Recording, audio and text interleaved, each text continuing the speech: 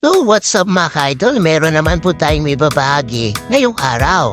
Siyempre, ito po yung katabi po ng Songkoy Spring. Kasi actually mga ka-idol, bago na po itong resort, kaya wala po pa talagang pangalan.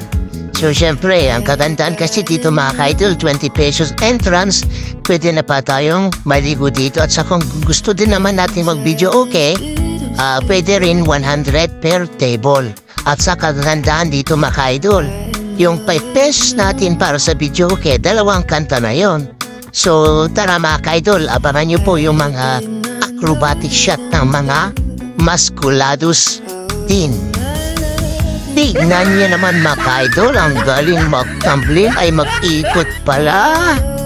At eto na mga ka-idol, nag-dep na po tayo dyan. O, tignan nyo naman, may pa-tumbling pa, no?